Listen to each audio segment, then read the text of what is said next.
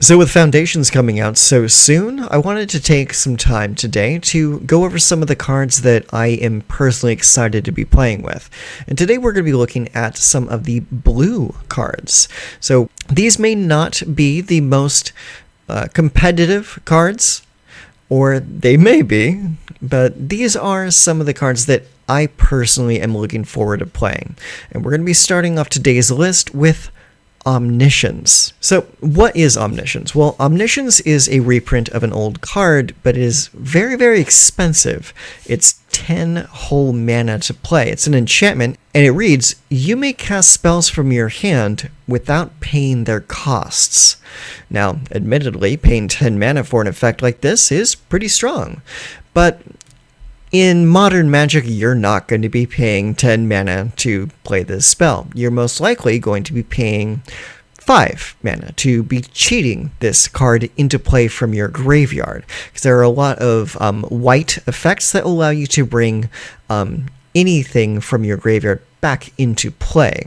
And so if you're playing a card like Omniscience, you're very likely going to be playing it in a blue-white controls shell that is going to capitalize on being able to play all of your fun control spells for free. So Omniscience may or may not end up being a good control deck going forward, but I certainly will have fun trying to make it work. Next up on our list is a card called Sphinx of Forgotten Lore.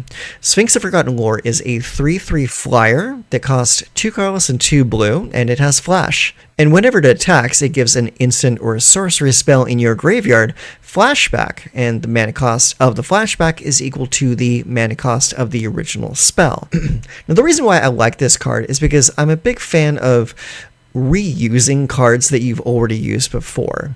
In effect, using your graveyard as a second hand in order to use spells and control your opponent, keep your opponent at bay for as long as possible while you figure out how to win the game. And this is a great card for that, because the way I would end up playing this spell is by flashing it into play at the end of my opponent's turn, and then taking my next turn to attack with it, and then hitting the opponent, and then getting a free flashback spell from my graveyard, allowing me to reuse draw spells, bounce spells, kill spells.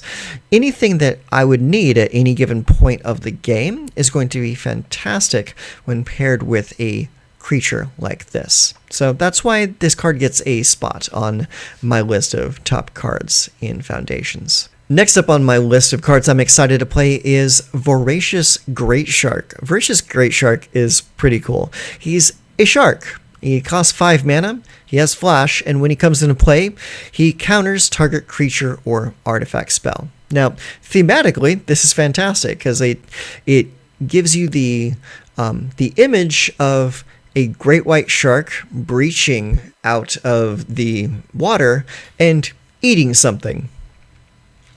Yeah, it breaches. It gobbles up like your ship. It gobbles up your guys.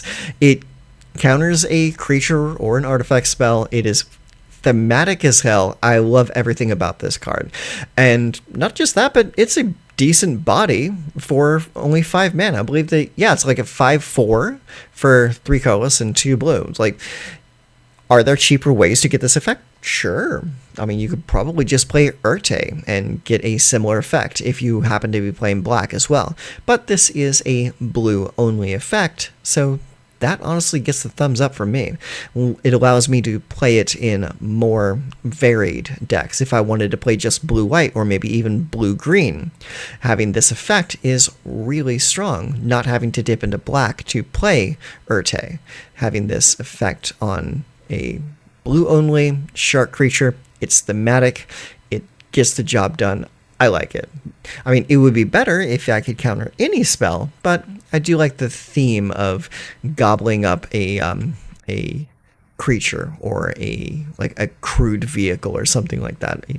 I like that. It's a cool effect. So that's why it gets a spot on this list. Okay, now this is a card. It's a reprint. This is a card that I am really excited to play into a full attack, and this is Etherize. Etherize is an instant that costs 3 colors and a blue, and it bounces your opponent's entire team back to their hand. Every creature that a player's attacking with, you hit it with Etherize, and poof, they're gone. No more attackers. Now, this could also be used defensively if you are attacking and your opponent happens to surprise you with some spells or some crazy flash blockers or something like that. You can Etherize your own team back to your hand if you really wanted to, but most of the time you're going to be casting Etherize on your opponent's team, not yours. But this is just a very solid card. Mass bounce in a single spell, that's just great card advantage. It's just a good card all around, and I'm pretty excited to play this card going forward.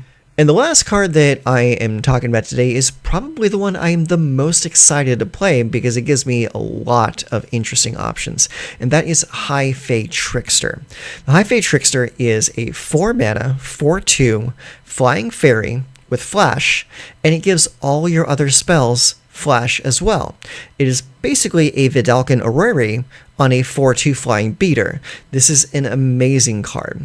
Granted, it is more vulnerable to removal than Vidalcan Orrery is, but the fact that it is a creature, it's a threat, it's a well-costed and statted threat, and it gives all of your other spells flash. I mean, you can think of all the different sorceries that you can play at instant speed, playing other creatures at instant speed, artifacts, enchantments, play a battle or a planeswalker at instant speed. This is just an amazing card. And the fact that it says your spells, not like your instants or sorceries or anything like that, like it just blanket statement, all of your spells now have flash. It's such a cool card, and I can't wait to experiment with this and just play just all these really weird things at instant speed. I'm really happy to see this card in Standard, and you can bet your ass I will be playing a lot of this going forward. And there you have it. Those are my picks for the top 5 cards in blue that I'm excited to play when Foundations goes live very soon.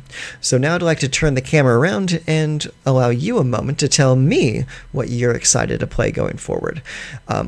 Are your picks the same as mine, or are they completely different to what I've laid out here today? Let me know in the comments section down below. And while you're at it, if you got any value out of this video, drop a like. Maybe subscribe to the channel if you want to see more videos like this. And let me know what you think. I'm very excited to know what you are planning on playing, because it might just be something completely different from what I've laid out here today. So, until next time, y'all take care of yourselves.